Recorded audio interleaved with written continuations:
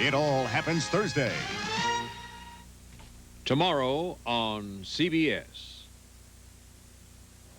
Two Twin City hospitals hit by the nurses' strike have been accused of letting nurses perform hospital duties, or others rather, perform hospital duties normally reserved for the nurses, a violation of state law. A new pornography ordinance has been passed on to the Minneapolis City Council, and man's best friend may prove to be a special friend to Minnesota farmers worried about wolves killing their livestock. We'll have those stories and more up next on the 10 p.m. report.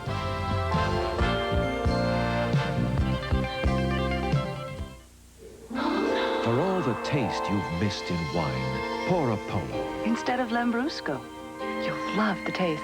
For all the refreshment you've missed in wine, pour a Polo. Instead of Chablis, You'll love the taste. For all there's never been in wine before, pour a Polo. instead of Suave. Now there's a new wine, new Polo Brindisi. Pour a Polo. You'll love the taste. Polo Brindisi. In a mileage test for 3 of America's highest octane lead-free gasolines, Amoco Premium Lead-Free delivered the best mileage. Time to trade the old crate, huh? For a new front-wheel drive with plenty of room. But they all look kind of boxy. Take a look at the new Ford Tempo. Front-wheel drive, room for 5, and it's smooth. Don't trade your old crate for a new crate. Uncrate the 1984 Tempo at your Northland Ford dealers. WCCO Television, Minneapolis, St. Paul. From the new WCCO Television Communications Center in the Twin Cities, this is the 10 p.m. report. With Dave Moore, Pat Miles, Skip Loescher, Mike Fairbourne, and Mark Rosen.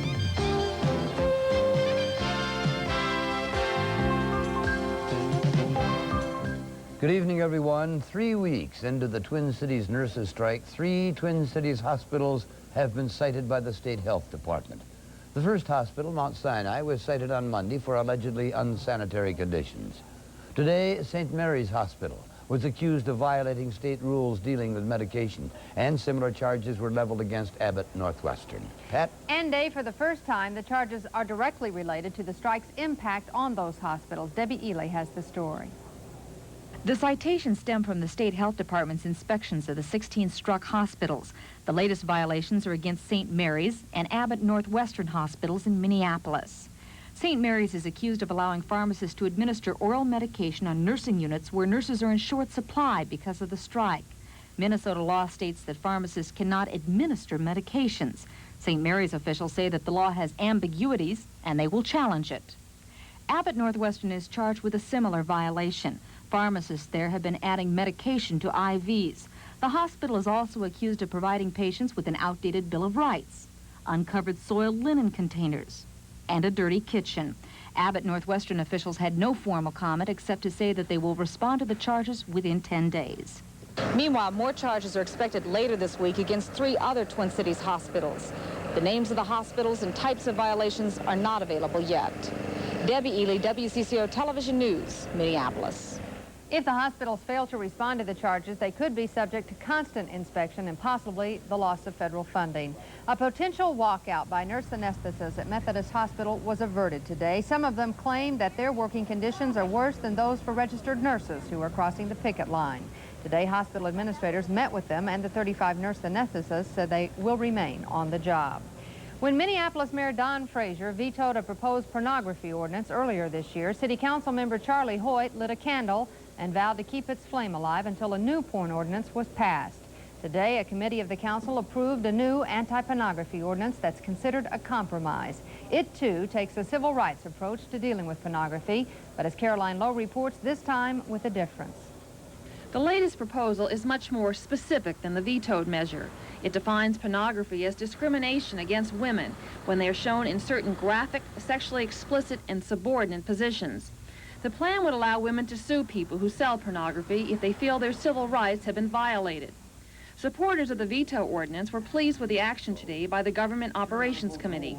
I feel better. I don't think it's the best package, but I feel much better, and I think it is one which I can support. The mayor is studying the plan and hasn't taken a position yet, but the chairman of the Minneapolis Civil Rights Commission is opposed to the measure. We feel as though the ordinance is already burdened with other responsibilities, protecting minorities, protecting protected class individuals. We think that this particular ordinance is a good one in concept, but it should be placed somewhere else other than the Minneapolis Civil Rights Ordinance.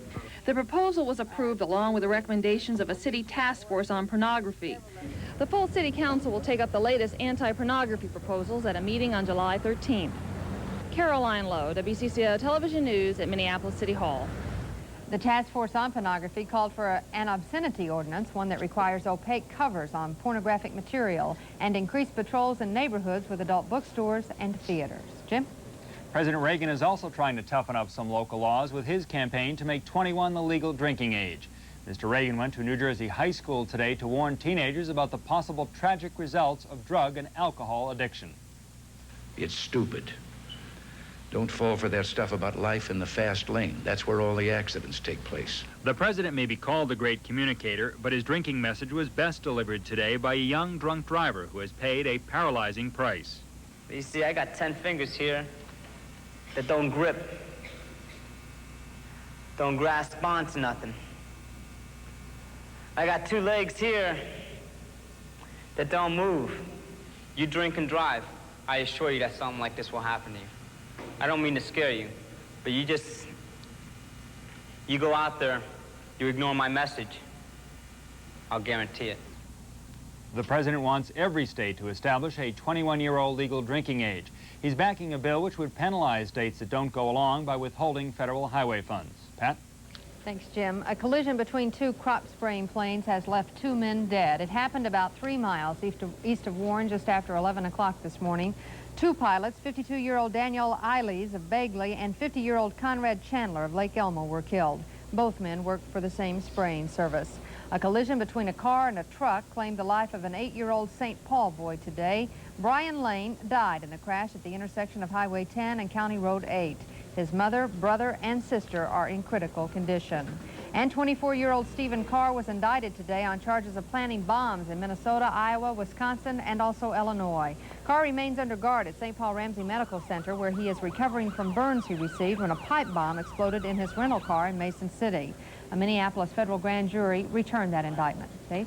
Officials in Vienna, Austria suspect an Armenian terrorist group is responsible for a car bomb that killed 1 man and injured 3 others when it blew apart a car parked outside the Turkish embassy today. Arraigned in New York today was cocaine dealer Christopher Thomas, charged with the Palm Sunday murder of 2 young mothers and 8 children as they sat watching television.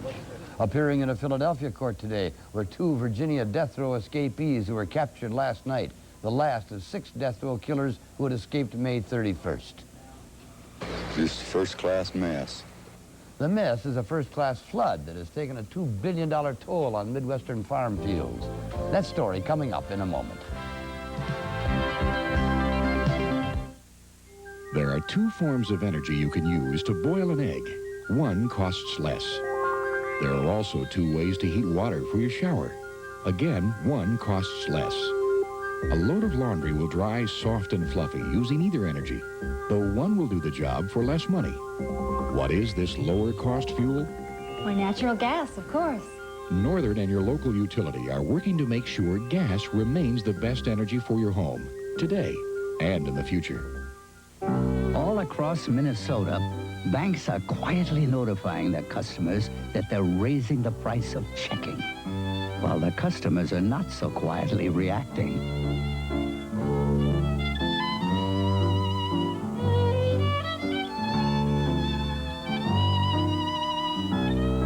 If your bank is charging you more for checking, there is one place where the cost of checking is not going up: Minnesota Federal. Value. It means getting your money's worth and more. Value is your Twin Cities AMC Jeep Renault dealers' more for your money sale. Renault Alliance, one of the most critically acclaimed cars in America. Now just $122.59 a month. Renault Encore, European styling. Now just $118.20 a month. Jeep Cherokee, the 4-wheel drive of the year. just $215.03 a month. Value, now at your Twin Cities AMC Jeep Renault dealers, more for your money sale through Monday, June 25th. In the war against plaque, it's time to push the button. Introducing push-button Check-Up Fluoride Toothpaste. It gives you up to 200 metered brushings from every pump, neatly, with no mess. And Check-Up has microsil to attack the plaque that can contribute to gum disease and remove it everywhere you brush. Switch to Check-Up, the plaque attacker, and win the war against plaque. If you can read radar, you can see that that's rain over South Dakota. Rain and more grief for our region's farmers. All across the Midwest, farm fields are a patchwork of dark soil and blue water. In Iowa, crop losses to floods are estimated at $1 billion. Nebraska, $350 million. They're still counting in Missouri, Kansas, and South Dakota. But all told, crop damage is expected to total more than $2 billion. Many farmers who suffered through a record drought last year are worried now about bankruptcy because of the floods. Pat? Well, as we just saw, Dave, Minnesota farmers tonight are facing another forecast, which includes rain. A bleak outlook for those farmers with fields already standing with water.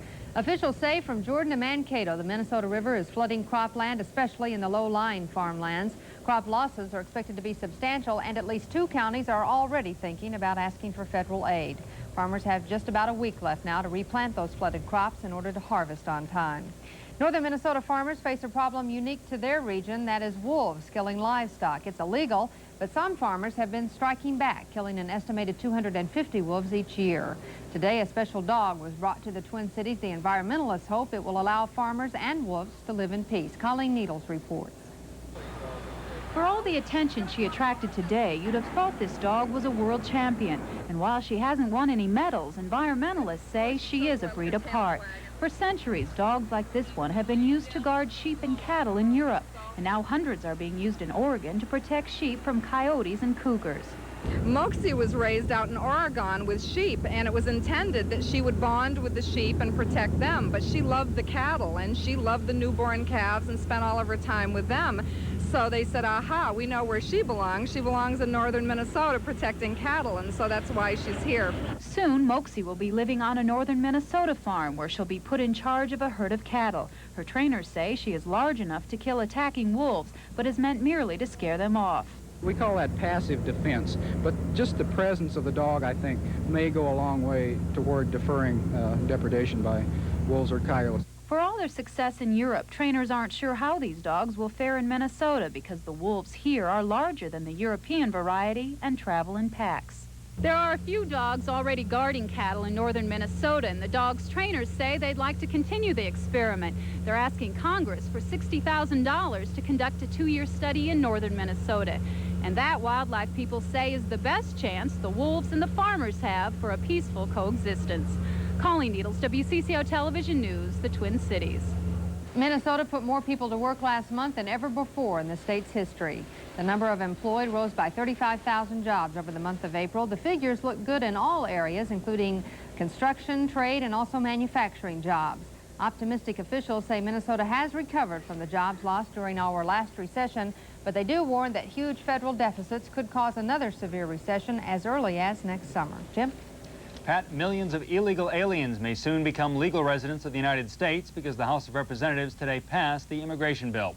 It means amnesty for most aliens who arrived in the United States before 1982, but it also attempts to hold down future border crossings by penalizing employers who hire undocumented workers. The House vote was very close, 216 to 211. The Minnesota vote was split, with Republicans Bill Frenzel, Vin Weber, and Arlen Stanglin joining Democrats Tim Penny and Marty Sabo on the winning side. The 3 other Democrats voted no. They are Jerry Sikorsky, Jim Obastar, and Ramsey County's Bruce Venno. Both local Wisconsin congressmen Dave Obey and Steve Gunderson voted for the package. The immigration bill now goes to a House-Senate Conference Committee to iron out some details. After that, it will be forwarded to the President, and Mr. Reagan is expected to sign the bill into law. David? Florida citrus growers have cause for concern tonight. Fruit shipments from an 81 square mile area have been quarantined because 4 Mediterranean fruit flies, 4, were found near Miami. State agricultural officials say the flies are not a major threat to citrus crops, which grow to the north. but some other fruits and vegetable crops may be in danger.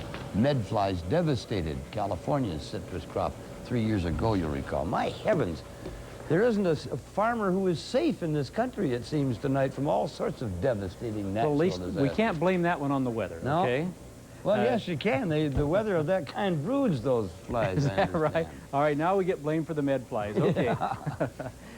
Flash flood watches are in effect for southeastern South Dakota, northwestern Iowa, and parts of Nebraska again tonight. If we can call these spring rains, we're not going to have to worry about them after tonight. Summer officially begins tomorrow. 82 degrees is what we reached today here in the Twin Cities, 64 for an overnight low, both of those above the average for this time of year. Look at a satellite picture just down from space about a half an hour or so ago. There's a big area of clouds out here to the west of us, and also down in parts of Iowa where the flash flood watches have been issued. Most of that is shower and thunderstorm activity. It's been moving in a generally northeasterly direction, but now beginning to turn a little more to the east, much the same way that system did last night that just kind of brushed the Twin Cities. We can tell where all the lightning is occurring and where the thunderstorms are by taking a look at Lightning Watch 4, and boy, look at that area there in northwestern Iowa, especially in an extreme southeastern South Dakota.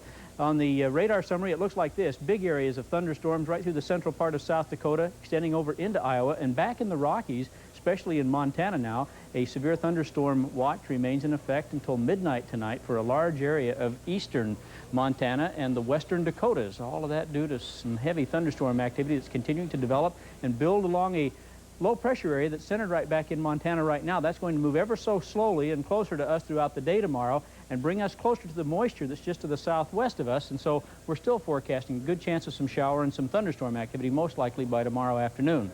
Well, our forecast, okay, highs tomorrow. We'll see temperatures back up in the 80s over the western and the southern part of the state. Very little cooling any place across the country for the next 24 hours. Still some record highs in parts of the east. 72 right now in the Twin Cities, 63-degree dew point, so it's still a little bit sticky outside. It'll be humid again tomorrow. Southeast winds at 13 and 3008 with the rising barometer. Our forecast, chance of showers and thunderstorms toward morning, the way things are looking right now. A low of 64 degrees. Otherwise, we'll have a partly cloudy day with another chance of showers and thunderstorms developing in the afternoon hours, a high of around 82. Tomorrow night, chance of showers and thunderstorms, and the same thing for Friday, the same locked-in pattern, high of 84 on Friday. Saturday, chance of showers and thunderstorms. Sunday, though, partly cloudy. Monday, partly cloudy, and our high temperatures will be right near 80 degrees, upper 70s, lower 80s, and the lows at night near 60, David. Not too bad, really, for the coming weekend. Okay, but now we're really going to have some good news. Last night at the MGM Grand Hotel in Las Vegas, 29-year-old Carla Rickert of Rochester, Minnesota, dropped 3 quarters in a slot machine. A line of 5-7 showed up. Bells rang all over the place. Hotel officials came running, so did tax officials. Carla won herself $180,370. That's a $5 million to 1 shot, which was duly noted by the IRS official. And what a night for Amber Quanley of Wilmer, Minnesota. She was crowned America's Junior Miss in a pageant telecast live from Mobile, Alabama. Amber won the honor as her parents, Dale and Marlis Quanley, watched in the audience. First prize is a $25,000 scholarship, which Amber will use when she'll begins her studies at St. Olaf this fall. Alexander Haig visited the University of Minnesota today, and controversy followed. That story in a moment.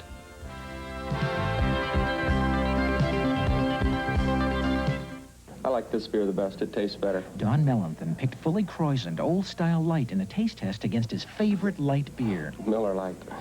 That's surprising. You normally order a light, they give you a light. You never think of Old Style Light. And now? I will buy Old Style Light now because it's a better tasting beer.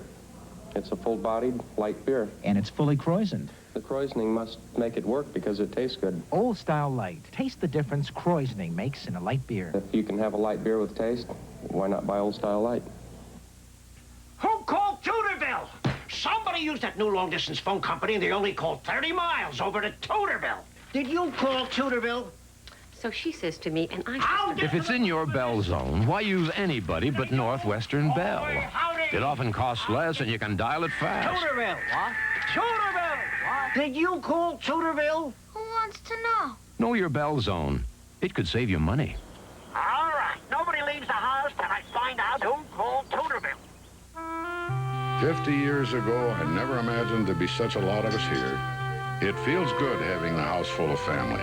all caring for one another. Come on, Grandpa, let's go. Ed and Louise have protected their home and their family with Farm Bureau insurance for nearly half a century. And we're proud we could provide a part of their caring. The Farm Bureau family is going to be a part of our family for a long time to come.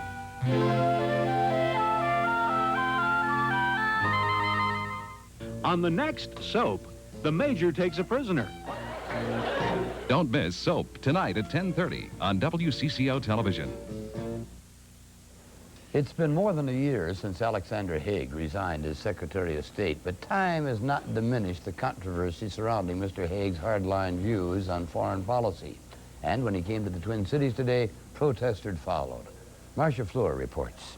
Alexander Haig no longer shapes U.S. foreign policy, but his visit drew protesters to Northrop Auditorium nevertheless. Some of them outside, some inside. But Haig was ready for the hecklers. Sounds like my wife the night I resigned. In spite of their differences, Haig's view of the world is clearly President Reagan's view, a world beset by Soviet menace.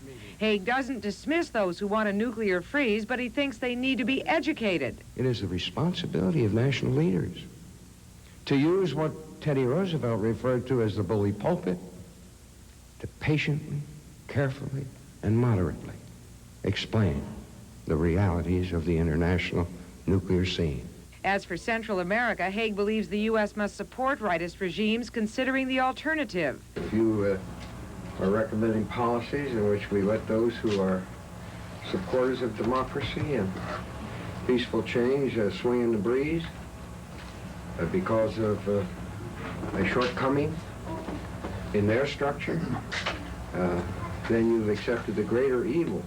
Haig believes you either support democracy and freedom around the world, or you send Moscow a message that the U.S. is ripe for the picking. This is Marcia Fleur, WCCO Television News at the University of Minnesota. The number of possible DFL Senate hopefuls has grown smaller tonight. Former Senate candidate Mark Dayton announced today he will not challenge the DFL-endorsed candidate Joan Grow in the race for the U.S. Senate. While others are still deciding whether to challenge Grow in the September 11th DFL primary, Dayton says he is convinced the endorsement of Grow at last week's state convention is legitimate and that he will support Grow as the party's candidate. Jim? Pat, Joan Grow had some additional good news today here in Washington. She was in town making her first appearance as the official DFL-endorsed candidate. Grow appeared at a news conference for the National Senatorial Campaign Committee, which is giving her its full support. And that's not just good luck wishes. That backing means money, up to $261,000 in campaign contributions. Dave?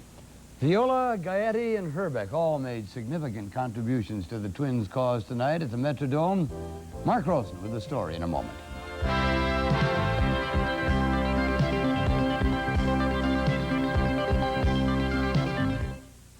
Get a lot of value at your Twin Cities Mazda dealers now. A formidable list of competitors have challenged Mazda RX-7 over the past 4 years of IMSA GTU racing. The results? RX-7 has dominated the series by winning the championship 4 straight seasons. That same winning tradition is inherent in the Mazda RX-7 you can drive, a winner in offering outstanding performance and value.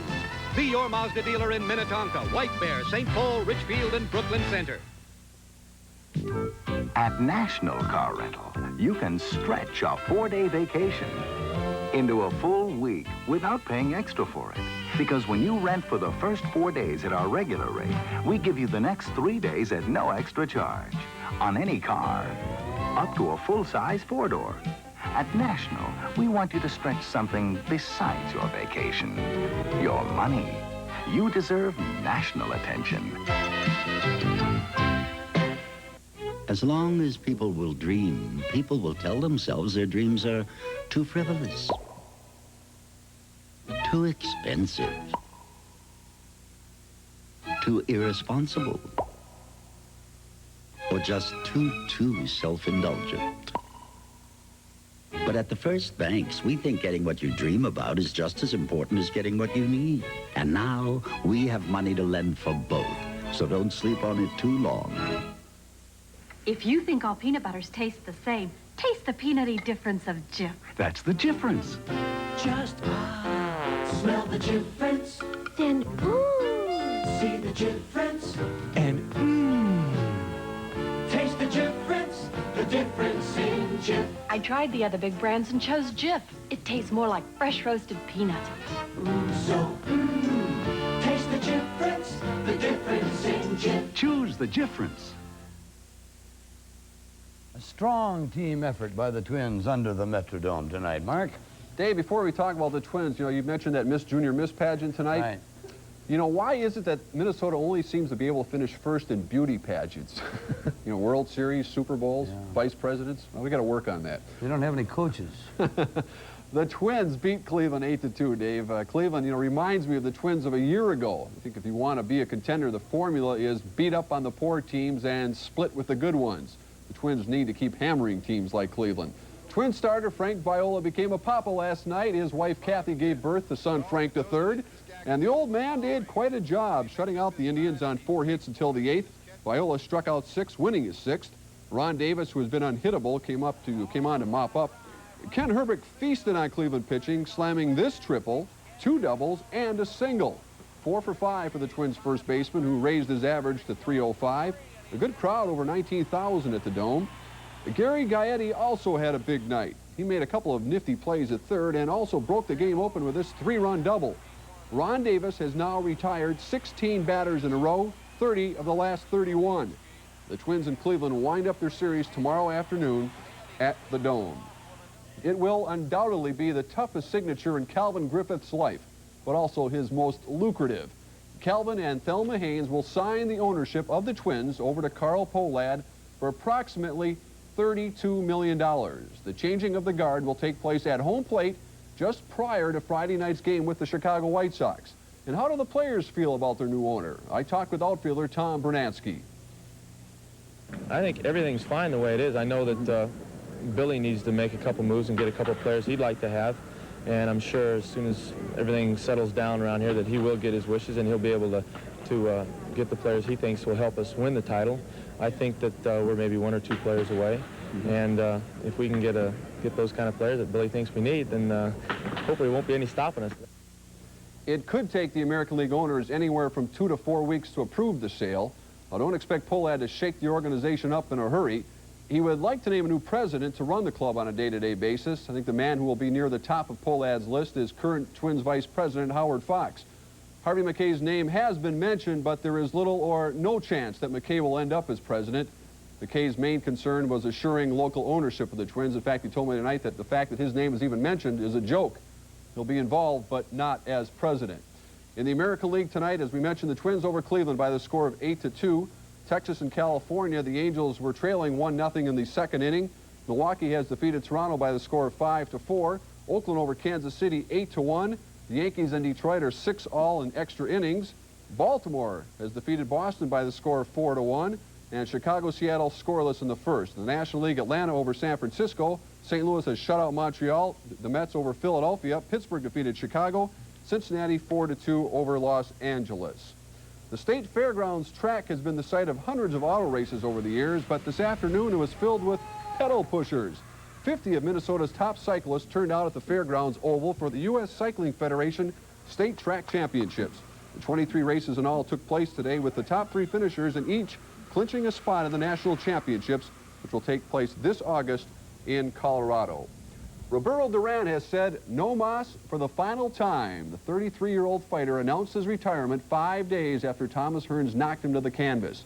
Duran fought 17 years and at various times held lightweight, welterweight, and super welterweight titles. He was one of the best, but it's a very good time for him to say no mas and retire. It's out. It's important to know when to get out as well as when to get in. Exactly. Thank you, Mark. Among the stories coming up tomorrow is the sale of the Metropolitan Stadium to the City of Bloomington. The Sports Facilities Commission is expected to give formal approval to that transaction at 10 o'clock tomorrow morning. Dave? Next in our continuing series of famous summer festivals, we visit Grant, Texas, where the Armadillo Mating Call competition is in progress. The competition attracts all manner of style and interpretation.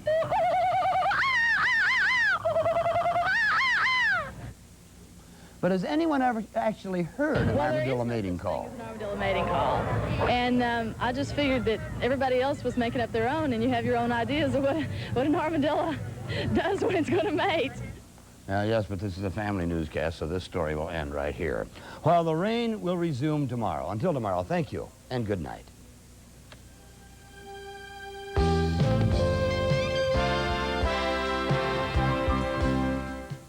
This message is directed to the most important business and civic leaders in the city. Do you have a phone I can use? Why don't you have MCI car phone service in your car? Phone? The reception is crystal clear. You can reach any other phone in the world. And MCI costs less than the competition on every call. Call MCI. The sooner you call, the sooner your car will have the one thing you wouldn't be without at home or in the office. A telephone. Let them roll. Right now, Toyota dealers have one of their biggest car and truck selections ever. So to move them all out, they say anything on wheels, deals.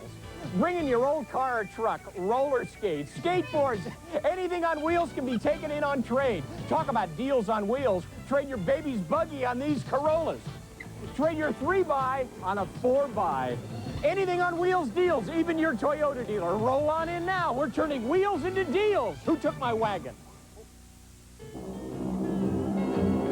Ah, the islands.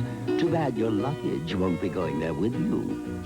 But now Citicorp Travelers Checks announces the Citicorp Travelers Advantage, a great new insurance package for flight delays, trip interruptions, and luggage going adrift. You can only get it when you buy Citicorp Travelers Checks. Call for more details. The Citicorp Travelers Advantage, for things that can't possibly happen and do. WCCO Television, Minneapolis, St. Paul. In the last episode of Soap, Jessica apologized to Corinne for having an affair with Peter, but Corinne refused to forgive her mother and moved out of the house and in with Peter, leaving Jessica sad and Chester mad. Bert received a telegram announcing the arrival of his other son, Chuck, and Chuck's little wooden doll, Bob, who Chuck believes is real. The Godfather gave Danny a key to a cabin in the woods where a gun is hidden in the fireplace and told him he must take Bert there within 2 days and kill him, or the mob will kill Danny. Confused? You won't be after this episode of Soap. This is the story of two sisters, Jessica Tate and Mary Campbell. These are the Tates, and these are the Campbells. And this is Soap.